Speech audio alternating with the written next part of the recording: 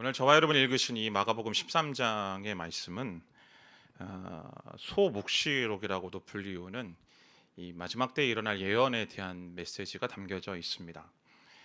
이 마가복음 13장의 말씀의 시작은 지난주 함께 같이 살펴보았던 것처럼 이 성전의 파괴, 즉 성전의 멸망에 대한 성전의 심판에 대한 예언으로부터 출발합니다. 함께 지난주에 말씀 함께 살펴보았던 것처럼 이 가난한 과부로 하여금 전 재산까지도 내게 만드는 그런 일들을 바라보시면서 하나님을 사랑하고 또 이웃을 사랑하는 본래 역할은커녕 오히려 웅장하고 화려하게 만들기 위해서 하나님을 이용하고 또 이웃을 억압하고 착취하는 이러한 성전 시스템에 대한 심판, 그리고 유대 민족에 대한 심판을 하나님께서 선언하신 것입니다. 이 말을 듣고 제자들이 질문합니다. 오늘 보면 3절 4절 말씀을 보면 언제 이 일이 일어납니까? 그리고 그때가 되면 어떠한 징조, 곧 어떠한 일들이 일어납니까? 라고 묻습니다. 제자들이 바라볼 때에 이 헤롯이 지은 이 성전, 그 돌 하나가요, 그 유대인 역사가 요세푸스의 기록에 의하면 직경이 7.2m, 그리고 2.5m, 3.5m, 무게는 돌 하나당 1톤. 그런 돌들이 쌓아져서 이제 성전을 만들었는데 그것이 무너진다라는 것이 엄청난 두려움으로 이제 다가오는 것이죠.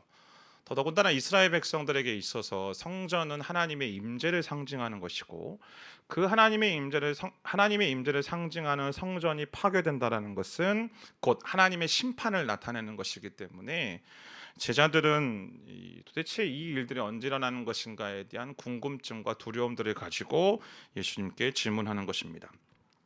자, 이에 대한 예수님의 대답의 시작이 오늘 본문 5절 말씀입니다. 5절 말씀 함께 같이 읽습니다. 시작. 예수께서 대답하셨습니다. 어느 누구에게도 현혹되지 않도록 조심하라. 여러분, 오늘 말씀을 잘 보면요, 어느 누구에게도 현혹되지 않도록 조심하라. 그 이야기는 현혹되어지는 일들이 보편적으로 발생하는 것이 곧 이때의 징조요, 이때에 일어날 일임을 예수님께서 말씀하시는 거죠. 때문에 말씀드렸던 것처럼 이 마가복음 13장의 말씀이 마지막 때의 예언이라면 이 종말 곧 마지막 때는 어떠한 시대라고 우리는 정의할 수 있는가? 오늘 말씀의 제목처럼 미혹의 시대라고 정의할 수 있을 것입니다. 미혹이란 말은 사전적으로 보면 무엇에 홀려서 정신을 똑바로 차리지 못한다라는 그런 의미이죠. 조금 더 깊게 보자면 미혹이랑 길을 잃게 하다라는 의미를 가지고 있습니다. 생각해 보면 온라인이든 오프라인이든 간에 24시간 내내 볼 것들이 있고 들을 것들이 있고, 그리고 그 볼 것과 들을 것들을 가지고 누리고 즐기고 하는 그런 시대들. 그러다 보니까 무엇을 들어야 될지, 또 들은 내용들 중에서 무엇을 믿어야 될지 사실 그럴 것을 잘 모르는 시대 속에서 우리는 살아가고 있지 않습니까? 자금의 정치적인 혼란에 대한 이야기뿐만 아니라 경제 정책에 대한 이야기, 자녀 교육에 대한 이야기, 심지어 우리 신앙에 대한 부분들까지도요. 우리는 과연 무엇을 들어야 될지, 또 들은 내용들 중에서 무엇을 믿고 무엇을 따라야 될지 모르는 시대 속에서 살아가고 있습니다. 더군다나 명확하게 이단인지 아닌지도 모르는 그런 내용들이 떠돌아다니고 있는 그런 시대 속에서 우리는 살아가고 있죠. 3월에 노치영 목사님 오셔서 말씀 전해 주실 때에 JYP에 대한 이야기도 하셨고, 또 뿐만 아니라 작년에도 말씀드렸지만 로잔 대회를 준비하면서 정말 엄청난 가짜 뉴스들, 이 말도 안 되는 어떤 주장들이 이 인터넷에 공공연하게 퍼지고 있었고, 또 그것을 마치 사실인 것처럼 호도화해서 그때 기억에 떠올려 보면 공동 그 대회장이셨던 유기석 목사님, 또 이재훈 위임 목사님이 이단이라고까지 이야기를 듣는 분이, 하여튼 그런 시대였습니다. 그런 시대를 우리는 살아가고 있지요. 그러니까 세상에서도 미혹되어지는 것도 말할 것도 없고, 그다음에 신앙생활에서조차도 미혹이 극심한 시대를 살아가고 있는 것입니다. 그런데 오늘 본문 이제 읽진 않겠지만 앞에 부분에 6절에서 8절에 여러 가지 일들이 나타나거든요. 전쟁이 일어날 것이고, 나라와 나라 간에 계속적으로 분쟁이 일어나고 갈등이 일어나고, 민족 간의 갈등이 있고, 수많은 지진들이 있고, 또 기근들이 일어날 것이다라고 예수님 말씀하세요. 그런데 여러분, 이러한 일들은요, 인류 역사 속에서 단 한 번도 일어나지 않았던 적은 없습니다.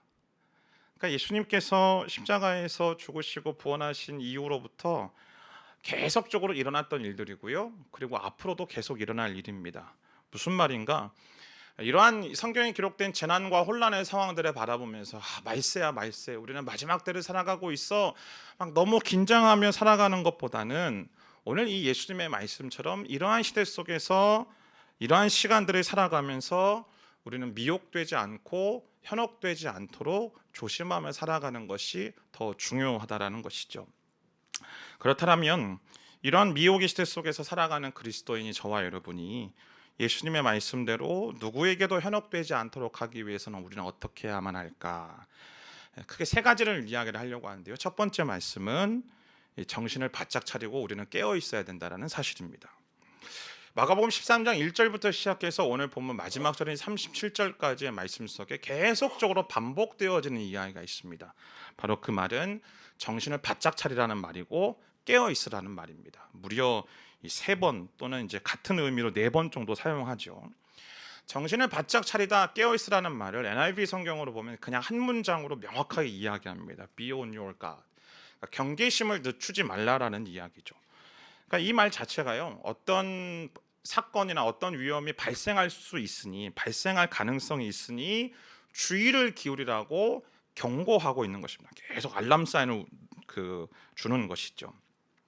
그러니까 예수님께서 말씀하신 여러 가지 일들, 앞에서도 말씀드렸던 전쟁이 일어나든 분쟁이 일어나든 기근이 일어나든 지진이 일어나든 여러 가지 일들이 일어날 때 그것 때문에 두려워하고 전전긍긍하고 어떻게 하면 좋을까 막 하는 것이 아니고, 정신을 차리고 깨어있지 않는다라면 우리는 미혹되기가 너무나 쉽다라는 사실, 현혹되기가 너무나 쉽다라는 사실을 예수님 말씀하고 있는 것입니다. 마치 무엇과 똑같냐면 운전을 하고 있는 운전자가 졸지 않고 깨어 있어야만 안전 운행을 할 수 있는 것과 똑같다라는 것이죠.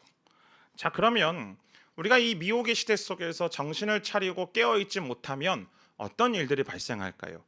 같은 내용, 같은 병행 본문인 누가복음 21장 말씀을 보면 이렇게 기록되어 있습니다. 함께 같이 읽습니다. 시작. 너희는 스스로 조심하라. 그렇지 않으면 방탕함과 술 취함과 생활의 염려로 마음이 둔하여지고 뜻밖의 그날이 덫과 같이 너에게 임하리라. 마음이 둔하여진다라고 되어 있습니다. 마음이 둔하여진다라는 말은 다른 말로 표현하자면 영적인 분별력이 떨어진다라는 사실이죠. 엄청난 양의 정보들을 접하는 이 현실 속에서 옳고 그름을 분별하다는 것 쉬운 일 아닙니다. 서두에도 말씀드렸던 것처럼 무엇이 옳고 무엇이 그른지, 무엇을 듣고 무엇을 믿어야 될지 모르는 그 시대 속에서 과연 어떤 정보를 내가 취득하고 내가 획득하고 그것을 받아들여야 되는가는 굉장한 어려움들이 있는 것이죠. 때문에 우리는 이 시대 속에서 조금이라도 정신을 차리지 못한다면 바른 길을 가지 못하고 좌우로 치우치게 될 거라고 성경은 우리에게 경고하는 것입니다. 자, 그런데 오늘 이 말씀, 마음이 둔하여진다라는 이야기, 그래서 미혹된다라는 말, 현혹된다라는 말이 그냥 1차원적으로 문자적으로 이단에 빠지지 않도록 조심하라, 이것만을 말하는 것일까? 그것은 아니라고 생각합니다. 오늘 이 누가복음 21장 말씀 뒷부분에 보면 36절에 이렇게 기록하고 있어요. 너희는 앞으로 일어날 이 모든 일을 피하고 또 인자 앞에 설 수 있도록 기도하면서 항상 깨어 있으라. 그러니까 항상 깨어 있다라는 말을 무엇과 연결시키는가? 기도와 연결시키고 있는 것이죠. 기도 생활과 연결시키고 있는 겁니다. 오늘 이 말씀을 들으면 우리 안에는 이러한 확신이 있는 분도 있을 겁니다. 나는 열심히 기도 생활하고 있으니까, 나는 매일같이 하나님 앞에 기도 생활하고 있으니까 나는 깨어 있는 거야. 나는 미혹되지 않을 자신이 있어. 나는 현혹되지 않을 자신이 있어 라고 말하는 분도 있을 줄 압니다. 그런데 과연 정말로 그럴까요? 한 가지 이야기를 들려드리려고 합니다. 이 영화인들에게 있어서 가장 권위가 있는 상은 미국의 아카데미 상이죠. 오스카라고 불리우는 이 상. 근데 음악인들에게 있어서 가장 권위 있는 상은 어떤 상이냐면 그래미 상입니다. 근데 이 그래미를 두 번이나 수상한 한국인이 한 명이 있습니다. BTS 아닙니다, 여러분. 누구냐면 사운드 엔지니어, 그러니까 음향 전문가인 이 황병준 대표님이십니다. 사운드 미러 코리아의 대표님이신데 이분은요 그냥 기사만 치면 어마어마한 내용들이 등장하는 분입니다. 근데 이분이 조금 특이한 이력이 한 가지가 있습니다. 뭐냐면 한국의 고유한 이 자연 그대로의 소리를 담아내기 위해서 이분이 전남 순천에 있는 송광사라는 절을 내려가서 그 송광사라는 절에서 1000년 동안 내려왔던 새벽 3시부터 진행되어지는 새벽 예불을 녹음해서 그걸 이제 음반으로 발표한 적이 있습니다. 근데 이 새벽 3시에 이제 이루어지는 이 새벽 예불이 어떻게 시작되냐면 스님 한 분이 목탁을 치면서 이제 불경을 외우는 것으로 시작한대요. 근데 그걸 녹음한 거죠. 근데 이 황병준이라는 이분은요, 사실 젊은 시절 뜨인돌이라는 선교단체에서 열심히 예배 사역했던 예배인 도자 출신입니다. 이분이요 음향 전문가로 활동하면서 수많은 교회들의 대형 집회들 녹음했고요. 또 이게 음향 또 앨범을 만들어서 제작하기도 했습니다. 근데 언젠가 대형 교회 한 특별 새벽 기도회를 이제 실황을 녹음한 적이 있는데 전혀 다른 종교, 전혀 다른 환경에서 녹음을 한 거잖아요. 한쪽은 불교고 더더군다나 한 분의 목탁 소리와 그 목소리, 한쪽은 기독교고 수천 명 수만 명이 모여서 뜨겁게 주야라고 외치는 그 현장, 전혀 다른 환경을 녹음을 한 거예요. 근데 이분이 이렇게 이야기를 했습니다.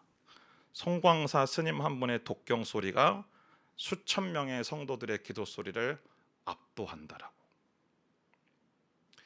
이분이 이렇게 이야기한 이유가 충격적입니다. 스님의 목탁 소리와 연불은 자기의 욕심을 비우려는 소리인데 반해 그리스도인들의 기도 소리는 자기 욕심을 채우려는 소리로 들렸습니다라고 말하는 것이죠. 단순히 이분이 믿음이 없어서 그래, 이분이 개인적 견해야 라고 무시해도 될 말인가?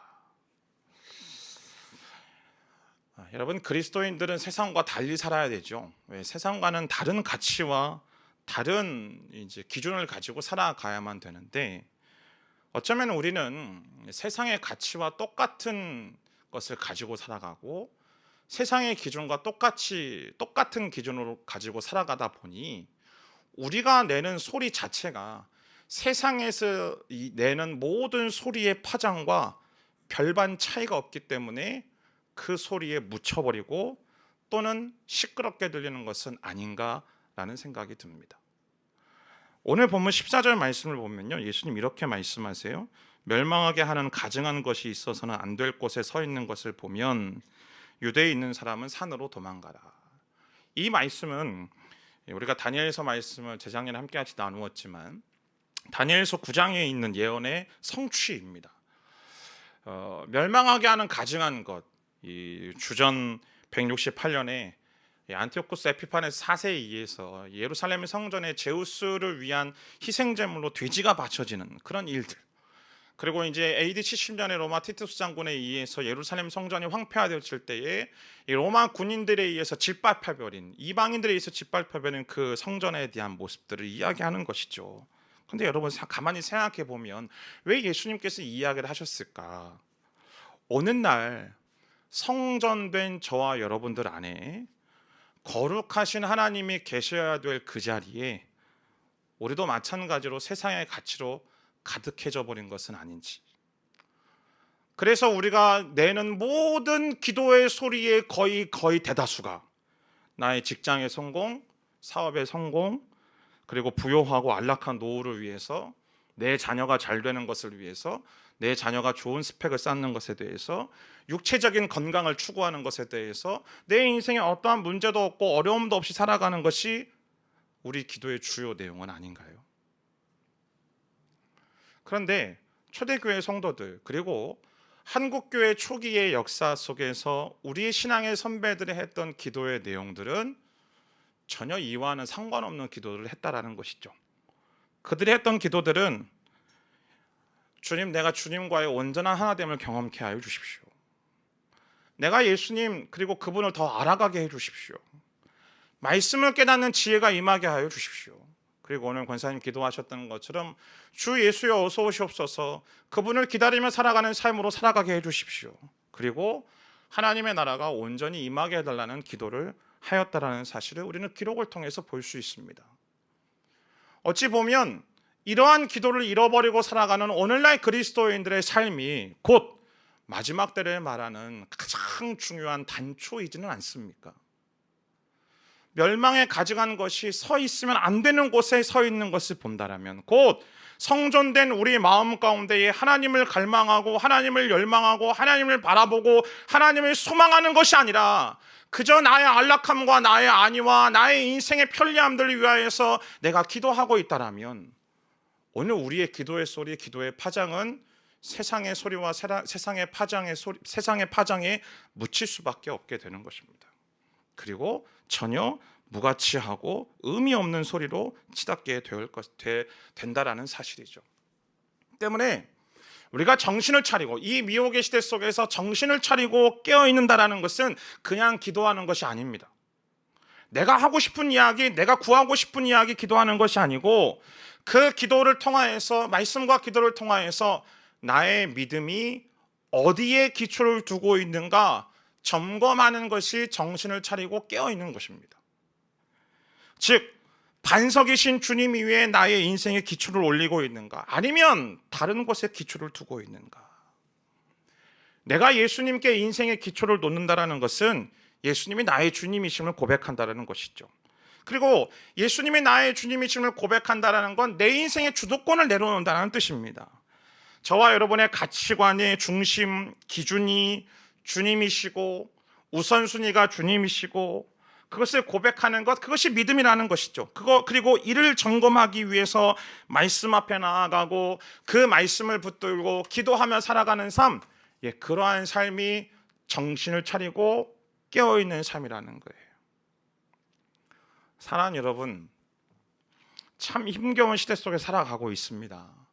특별히 주재원으로 나와서 또 사업하시면서 자금의 여러 가지 어려운 경제 상황들을 겪으며 정말 숨가쁘게 살아가고 있죠.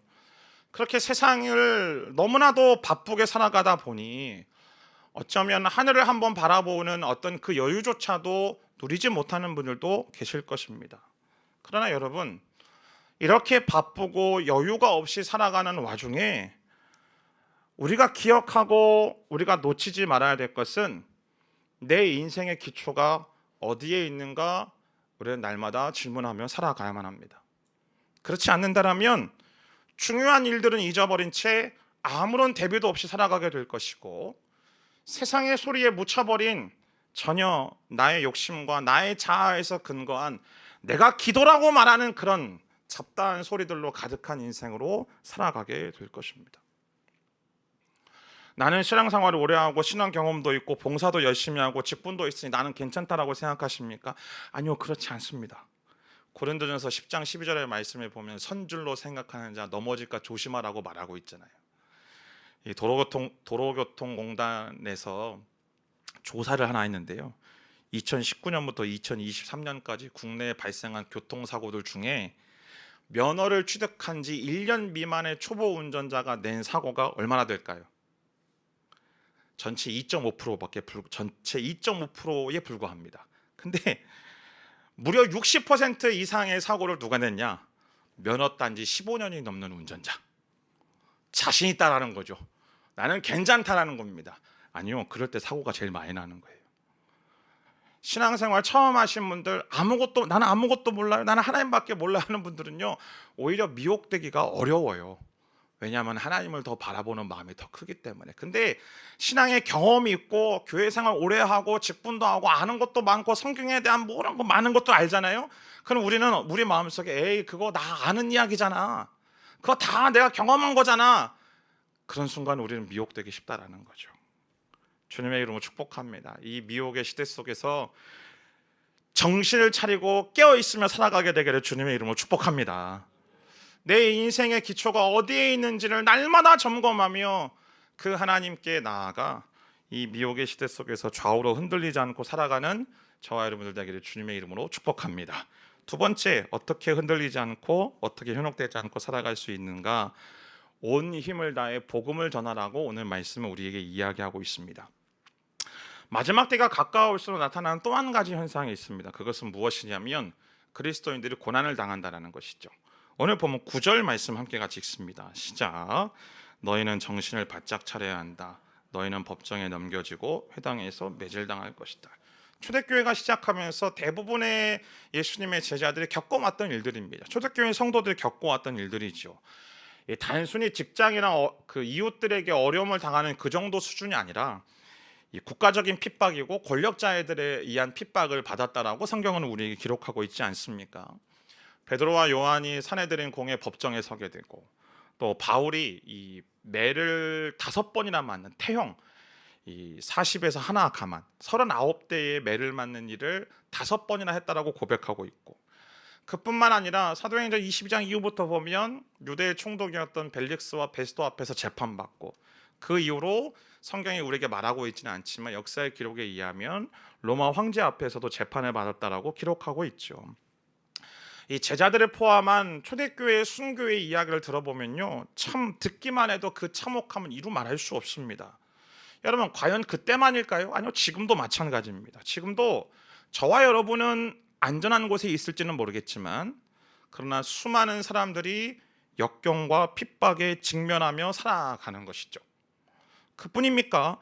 이러한 박해로 인하여서 서로 간의 신이, 인간관계도 깨어져 버리는 일들을 경험하기 시작합니다. 오늘 보면 12절 13절 말씀입니다. 함께 읽습니다. 시작. 형제가 형제를, 아버지가 자식을 배신해 죽게 내어줄 것이다. 자식들이 부모를 배역해 죽게 만들 것이다. 모든 사람들이 나로 인해 너희를 미워할 것이다. 신앙 때문에 서로를 죽는데 내어준대요. 그리고 그러한 두려움 때문에 서로가 서로를 의심하고 두려워하고 대적한다라는 거죠. 실제로 유대인 대학살 때, 로마 시대 때도 그렇고, 또 나치에 의한 유대인 대학살 때도 그렇고, 자신의 동족, 자신의 이웃, 자신의 가족을 내어주었던 그런 일들을 본다라면 이 목숨이 왔다 갔다 하는 상황 속에서 사람이 얼마나 필사적으로 변하게 되는지, 얼마나 악하게 변하게 되는지 우리는 알 수 있지 않습니까? 그런데 중요한 건 이러한 핍박과 고난을 어떻게 피할 것인지에 대해서 예수님 오늘 말씀하시지 않습니다. 그리고 이 핍박과 고난 속에서 어떻게 하면 내 자신을 변호할 것인지에 대해서도 예수님 말씀하시지 않습니다. 오히려 오늘 예수님은 어떻게 말씀하시는가? 이러한 핍박과 고난이 그리스도인들로 하여금 예수 그리스도를 증거할 수 있는 가장 좋은 기회라고 말씀하고 있습니다. 오늘 보면 9절 하반절부터 10절까지 말씀 함께 읽습니다. 시작. 그러므로 나로 인해 왕과 총독들 앞에 서서 그들에게 증언하게 될 것이다. 먼저 복음이 세상 모든 민족에게 전해져야 된다. 오늘 이 10절 말씀을 보면 어순상으로 보면 한글 성경에 보면 복음이 앞에 되어 있어요. 그런데 헬라 원어 성경을 들여다보면 가장 맨 먼저 등장하는 것이 세상 모든 민족에게 복음이 전해져야 된다라고 기록되어 있습니다. 무슨 말인가요? 문장의 가장 맨 앞에 문구가 놓여져 있다는 것이 가장 중요한 것이겠죠. 그래서 예수님은 또 마가는 오늘 이 본문 속에서 강조하는 것은 복음이 아니고 복음 자체에 있는 것이 아니라 그 복음이 세상 모든 민족에게 반드시 전해져야만 한다라고 말씀하는 겁니다. 곧 오늘 예수님께서 이 말씀을 하는 것, 곧 마지막 때에 일어날 일들에 대해서 이야기를 하고 또 마지막 때에 벌어질 여러 가지 현상들과 징조들에 대해서 말씀하시는 이유가 무엇인가? 온 세상에 구원의 복음을 전하는 일이 이처럼 시급하다라는 사실을 말씀해주고 있는 겁니다. 때가 가까워 있으니 정신을 차리고 깨어 복음을 증거하라는 것입니다. 더 나아가서 이를 강조하시기 위해서 마지막 때의 심판에 대해서 말씀하시는 거죠.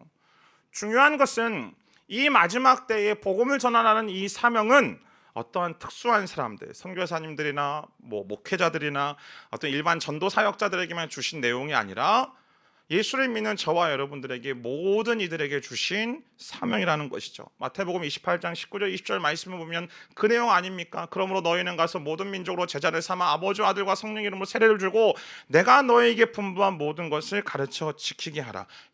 마지막 때에 이 미혹의 시대 속에서 살아가고 있는 저와 여러분들의 사명은 복음을 전하는 일들이에요.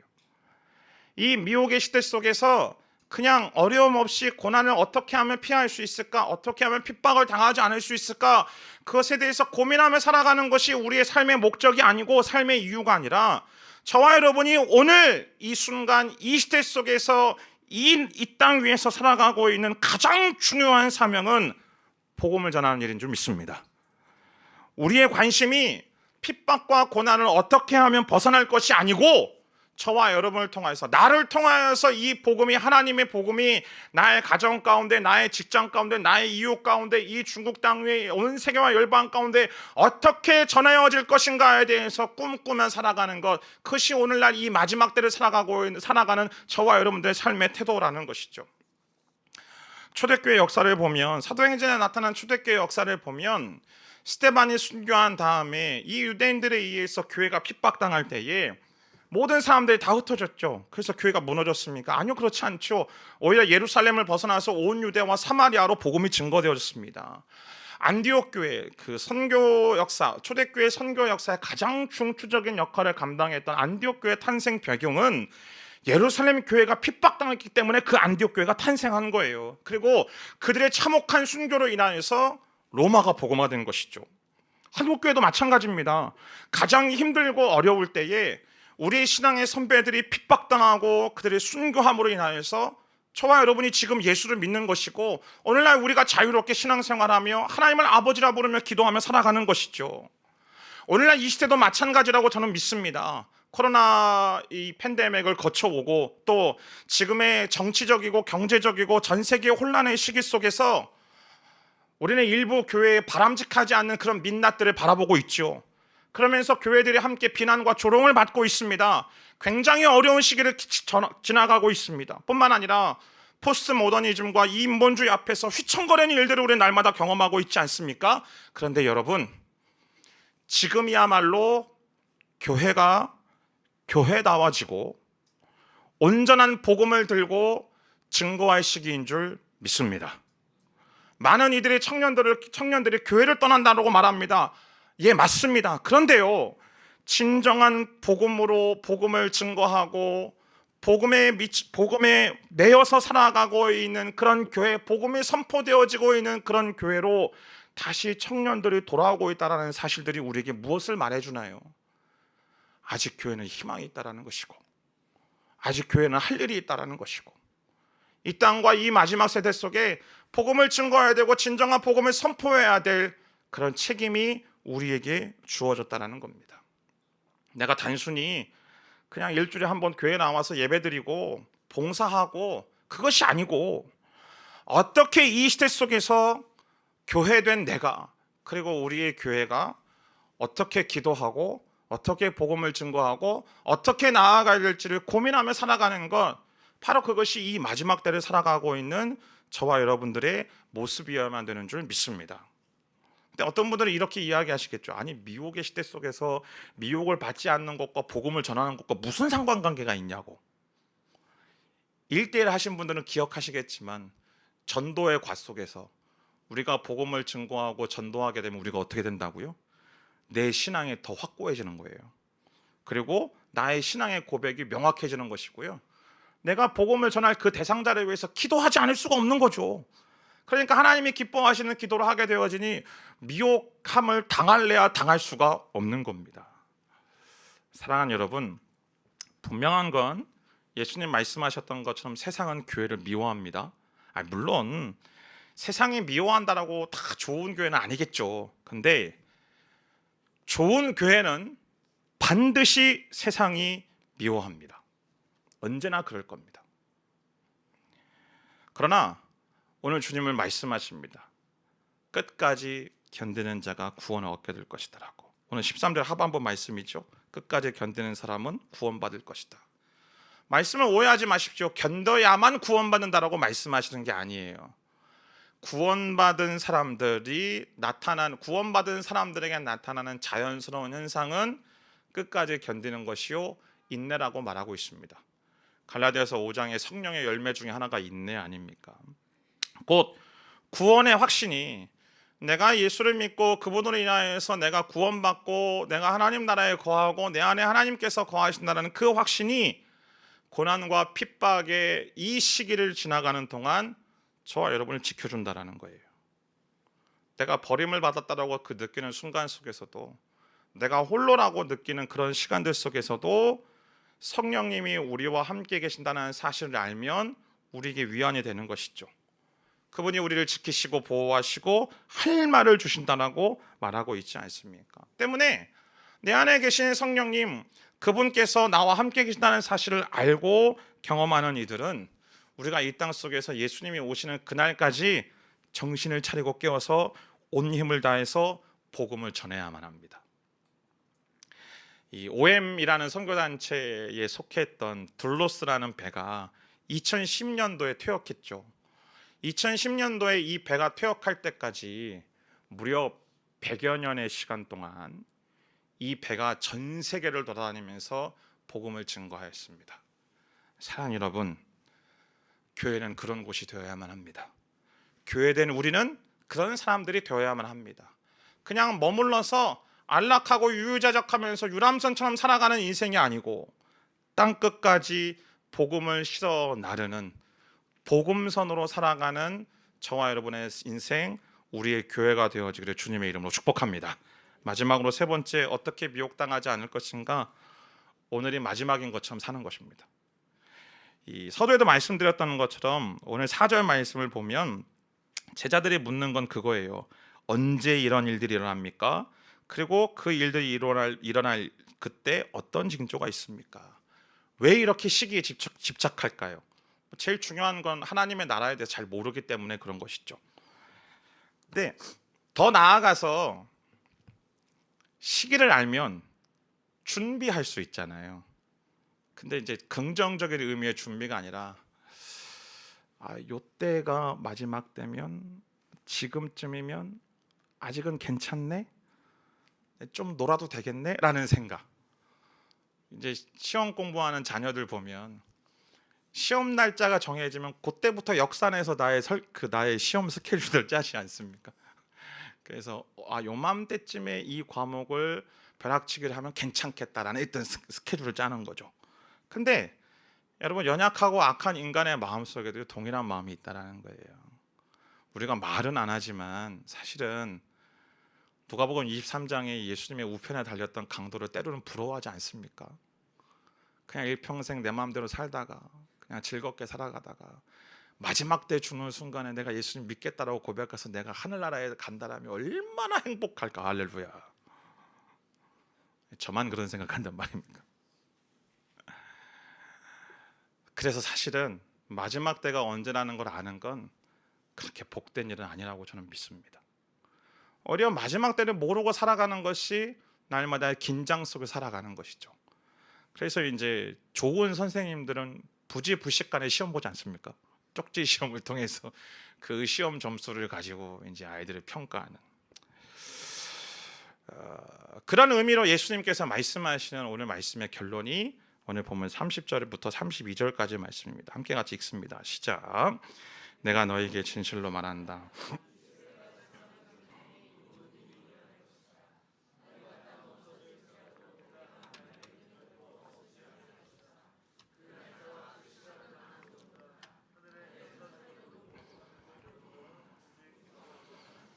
예수님 말씀하신 건 그 날짜와 시각은 아무도 모른다라는 거예요. 근데 중요한 말씀이 있죠. 반드시 이 일은 일어날 것이다. 그러니까 하나님이 말씀하신 이 하나님의 말씀, 하나님의 약속은 반드시 성취된다라는 거예요. 왜요? 하나님의 말씀은 절대로 땅에 떨어지는 법이 없기 때문에. 근데 우리가 이 말씀이 성취되어지는 것처럼 보이지 않는 이유는 하나님의 사랑과 그분의 오래 참으심 때문입니다. 아직 하나님의 때가 이루어지지 않은 것이죠. 오늘 여기 등장한 제자들뿐만 아니라 우리 역시 말씀드렸던 것처럼 여전히 예수님께서 언제 오시고 어떻게 오시는지에 대해서 아마 궁금할 것입니다. 그러나 성경 어디를 뒤져보아도 주님은 어떠한 시간표에 대해서 말씀하시지 않습니다. 어떠한 시간 도표도 우리에게 주시지 않습니다. 다만 약속하시고 맹세만 하실 뿐입니다. 사실 예수님께서 이 시기와 징조에 대해서 질문하는 제자들에게 현혹되지 않도록 조심하라 라고 말씀을 시작하셨던 그 이유는 기간도 때도 우리 알 바가 아니라는 거예요. 하나님의 정확한 타이밍에 하나님께서 일하신다라는 거죠. 때문에 저와 여러분들이요, 우리의 미래에 대해서 추측할 필요가 없습니다. 나이 드신 분들은 아마 기억하시겠지만 1992년도 10월 달에 무슨 일이 한국 사회에서 벌어졌는지 알잖아요. 예수님 다시 오신다고 10월 24일에 예수님 다시 오신다라고 막 그때 사람들이 같이 모여가지고 자기 직업도 포기하고 자기 삶의 터전도 포기하고 가정에서 다 재산 정리하고 한 곳에 모여가지고 그곳에 오신다라고. 근데 오셨습니까? 안 오셨죠. 다 바보가 되고 다 멍해지는 그런 일들. 우리에게 주어진 건 그분이 오시는 날이 언제인지는 알지 못하지만, 그러나 그분이 오실 때까지 우리에게 주어진 일들, 우리에게 맡겨진 일들을 감당하고 그분께 충성하며 살면 된다라는 것입니다. 근데 이때부터 우리가 오해합니다. 주님 다시 오시니까 나는 그럼 지금부터 아무것도 하지 않고 말씀만 읽고 기도 생활만 열심히 하고 나는 그냥 전도만 하라는 것인가? 나는 그냥 열심히 봉사만, 교회 봉사만 하며 살아가는 것인가? 아니요, 그렇지 않습니다. 오늘 보면 34절 말씀 함께 같이 읽습니다. 시작. 약 떠나는 사람이 비유할 수 있다.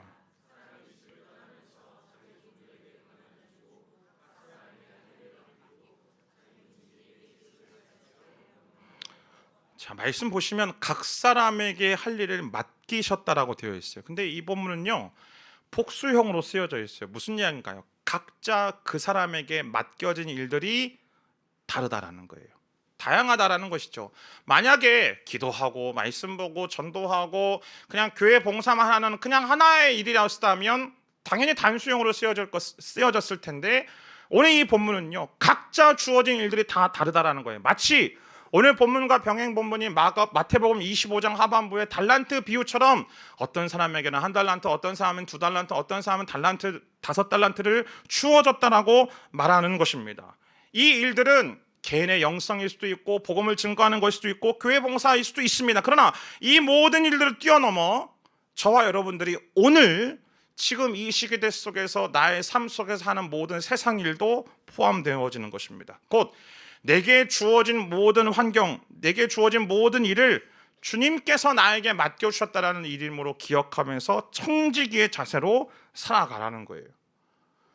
내가 직장 속에서 어떤 위치에 있든, 내가 사업 속에서 어떤 위치에 있든 간에 내가 나의 일을 하는 것이 아니고 내가 주님의 일을 대신 행하는 것이기 때문에 내 생각이나 내 경험이나 내 기분이나 나의 방향성을 가지고 운영하는 것이 아니라 맡겨주신 하나님의 방향성을 가지고 살아가는 것. 그 방향성이 무엇입니까? 하나님을 사랑하고 이웃을 사랑하는 것. 바로 그 방향성으로 살아가는 것. 최선을 다해서 가정 안에서 내 가족들을 사랑해내는 것이고, 내 이웃들을 사랑해내는 것이고, 교회 공동체 식구들을 사랑해내는 것이고, 내 직장 속에서 내게 맡겨진 일들을 최선을 다해서 정말 주님께 하듯이 살아가는 것. 그것이 바로 오늘 이 때를 살아가고 있는, 이 마지막 때를 살아가고 있는 그리스도인들의 태도요, 모습이어야만 된다는 사실을 예수님 우리에게 말씀하고 있습니다. 마지막 때를 말할 때에 우리는 그때와 그 시기가 언제인지에 대해서 관심이 쏠려 있지만, 그러나 거기에 너무 집중하다 보면 지금의 이 오늘이라는 현실을 방치할 수밖에 없어요. 그리고 종국에는 나의 일상을 포기하고 주님만 기다리는 거죠. 이건 신앙의 균형을 잃어버리는 태도입니다. 뭐가 똑같으냐? 주님 다시 오실 날을 기다리는 이단 종파들이 이제는 끝이야 라고 말하며 삶의 기본 틀을 다 무너뜨리잖아요. 가정도 포기하라고 얘기하고 직장도 포기하라고 이야기하고 그냥 다 공동체에 들어와서 전 재산 바치고 가만히 그날만 기다리면서 예배하라고 이야기하는, 이 죽은 신의 사회라는 영화 속에서 키틴 선생님이 그 학생들에게 가르쳤던 문구 중 그 이야기 중에 하나가 뭐냐면 까르페 디엠이 있습니다. 이 까르페 디엠이라는 말은 원래 이 로마의 한 시인이 현재에 집중하라는 의미로 사용된 말인데, 그 영화 속에서는 현재를 즐겨라. 지금 학생의 그 시기 속에서 너희들의 어떤 학생으로서의 이 젊은 시를 즐겨라는 의미로 사용되어졌거든요. 하여튼 영어가 문제인 게 그것 때문에 이 까르페 디엠을 전부 다 우리는 어떻게 알고 있냐면 현재를 즐겨라는 말로 사용하고 있죠. 근데 이 까르페 디엠이라는 말은요, 그대로 직역하면 현재를 붙잡으라는 거예요. 현재에 충실하라는 말입니다. 어떻게요? 나의 과거와 미래를 내 지금의 현재로 끄집어 와서 현재화 시킴을 통하여서 현재를 살아내라는 거예요. 이 말을 오늘 이 본문 속에 적용하면 우리는 어떻게 이해하면 하는가? 내가 살아가고 있는 이 현재를 그 마지막 때에 주님 앞에 서는 그날로 이해하여 오늘을 살아내는 것입니다. 주님이 오늘은 안 오시겠지. 주님이 이번 주는 안 오시겠지. 그러면 내가 좀 해야 될 일이 좀 있지 않을까? 라고 생각하는 것이 아니고 주님이 앞으로 1시간 뒤에 오실 수 있다는 거예요. 부탁드리는 거는 목사님이 오늘 1시간 뒤에 주님 이렇게 말하지 마십시오. 제가 갑자기 이단이 되는 거니까.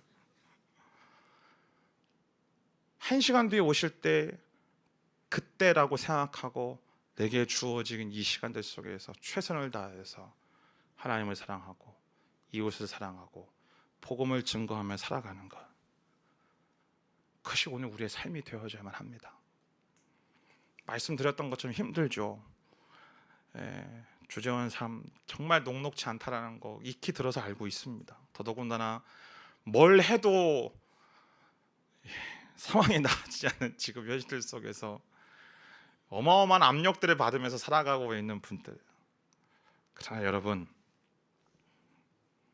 그럼에도 불구하고 내게 주어진 오늘 하루를 견디어내는 것을 뛰어넘어, 버티어내는 것을 뛰어넘어 내게 주어진 오늘 하루가 마지막 날을 살아가는 것처럼 성실하게 살아갈 때, 그렇게 성실하게 하나님을 사랑하고 가족을 사랑하고 이웃을 사랑하며 살아갈 때에 그것이 증인된 삶을 살아가는 겁니다. 무엇을 하든 어떤 일을 감당하든 그 일을 하나님 앞에서 행하듯 최선을 다하면서 성실하고 진실하게 감당하는 것, 그것이 종말론적인 삶이요 이 마지막 때를 살아가는 저와 여러분들의 태도인 줄 믿습니다. 하나님의 약속대로 주님은 반드시 다시 오실 것입니다. 아멘. 주님 반드시 다시 오십니다. 다만 그때는 정확하게 모를 뿐입니다. 그때까지 주님 말씀하셨던 것처럼 이 세상은요 우리를 미혹하고 우리를 현혹하기 위해서 정말 무던히도 애를 쓸 겁니다. 계속적으로 공격하고요, 계속적으로 힘을 다할 겁니다. 예수님의 이름으로 축복합니다. 현혹당하지 않기 위해, 미혹당하지 않기 위해 정신을 차리고 깨어있는 저와 여러분들의 인생 되기를 주님의 이름으로 축복합니다. 내 인생의 기초가 어디에 있는지 말씀과 기도의 자리에 나아가 날마다 나의 믿음을 점검하고 오늘이 마지막인 것처럼 주어진 삶의 자리 속에서 최선을 다해서 맡겨진 일들을 감당하며 살아가십시오.